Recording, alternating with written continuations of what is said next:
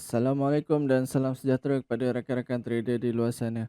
Kami dari tim Nusantara Global Network yang menyediakan servis payment agent pelbagai broker akan berkongsi analisa teknikal Nasdaq dan juga Dow Jones. Okay, sebelum tu,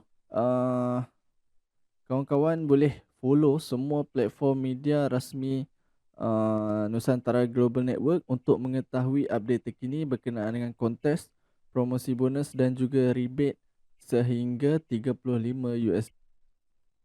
Okay, so kita terus kepada chart hari ini 5 hari bulan 3 tahun 2025, hari Khamis, hari keempat dagangan dalam minggu ini. Okay, kalau kita nak recap balik pada analisa lepas yang mana kita target kita nak buy Nasdaq. Okay, saya kita dah marking di paras harga yang paling bawah, paling rendah yang dia buat pada waktu tu. Price berada di paras yang ni kalau tak silap saya. Waktu analisa ini dirilis, analisa lepas dirilis, apa yang di mana paras harga pada waktu itu adalah pada sekitar sini. Kemudian harga terus membuat kejatuhan dan dia membuat satu zon yang baru di bawah sini tau. Okey. Di sini dia running je profit. Okay, dia hit kita punya pending order, dia naik tak banyak dalam 20 ke 30 pip. Kemudian price turun balik buat base ataupun buat zone yang baru di bawah sini sebelum dia membuat kenaikan dan dia meneruskan kenaikan. Yes. Ada kekecewaan di sini. Kan? Sebab price tak follow, dia terlajak kita punya zone. Kemudian dia buat zone baru di situ. Barulah dia follow kita punya arah yang kita target dia nak pergi tu. Okay. Dan baik, hari ni saya nak share juga dalam selingan kita tengok Nasdaq dan juga Dow Jones ni, saya nak share juga beberapa tips dalam trading yang mana korang boleh gunakan untuk bantu korang punya trading menjadi lebih baik. Okay. Saya share juga tips ni untuk anda guna pakai dalam korang punya trading. Okay. So, okay, kita cerita situasi yang dah berlaku. Di sini ada support zone yang kita dah plan kita akan buy. Kemudian dia breakout. Okay. Satu saya nak bagi tahu, okay, dalam keadaan market yang normal, setiap kejatuhan yang berlaku pasti akan ada kenaikan. Okay. Dan setiap kenaikan yang berlaku pasti akan ada kejatuhan. Itu korang kena ingat. Dia tak semestinya akan jatuh secara berterusan. Candle warna merah ni, dia akan terus turun tanpa ada candle warna hijau. Okay. Tapi jika itu berlaku, market berada dalam keadaan luar biasa. Mungkin something happen.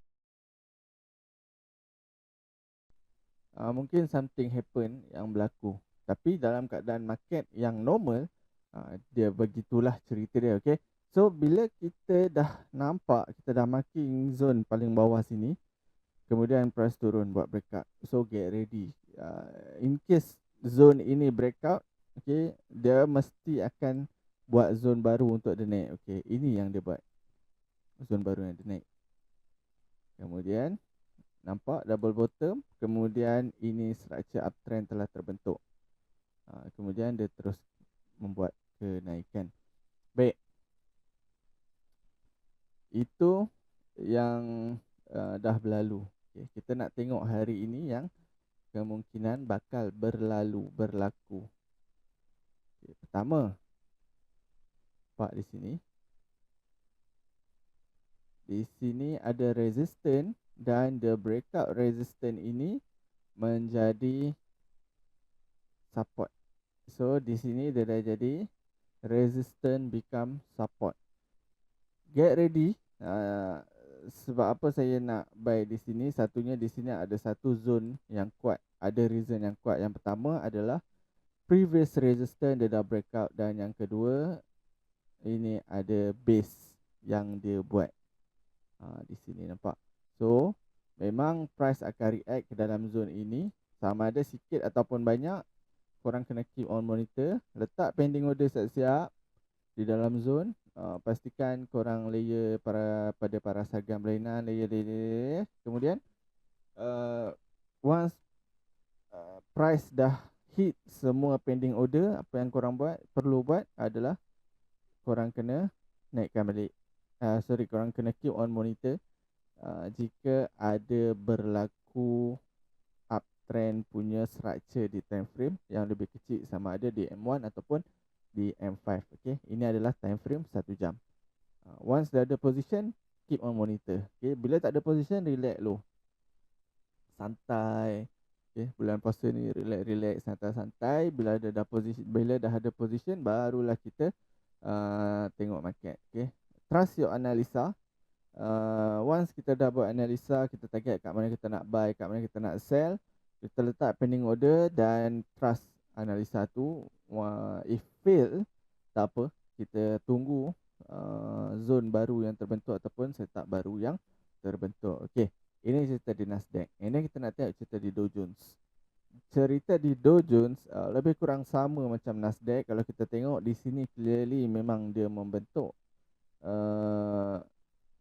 downtrend bermula pada sini, dan di sini dia dah start membentuk uptrend. Okay, dia dah membentuk uptrend, tetapi uptrend yang terbentuk sini dibatalkan oleh breakout yang berlaku di sini. Nampak breakout yang berlaku di sini. Kemudian dia break, kemudian dia masuk balik dalam zone yang mana dia breakout, kemudian dia turun, kemudian dia naik balik. Okay, so bila dia dah buat new low, nampak di sini dia buat new low yang di sini. Kemudian price akan membuat satu kenaikan untuk membuat retracement. Tetapi di situasi ini, kenaikan yang berlaku, nampak the break, and then the break resistance ini, sepatutnya dia masuk balik resistance, kemudian dia turun membuat new low. Tapi apa yang dia buat, dia break and then dia datang balik zone mana dia break up, nampak yang ni, dan dia membuat kenaikan. Okay, so pada hari ini apa yang kita perlu buat? Okay, kalau tengok di sini okay, kejatuhan yang berlaku berterusan sampailah di sini baru dia buat base. Okay, so sepatutnya untuk dia nak pergi lebih jauh, dia kena break zone yang ini. Okay, so di sini ada previous resistance, yang mana resistance ni bagi saya agak kuat. Okay, yang dia patut pecahkan kalau dia nak membuat kenaikan. Tapi kita tunggu di dalam zone ini untuk kita nak entry sell.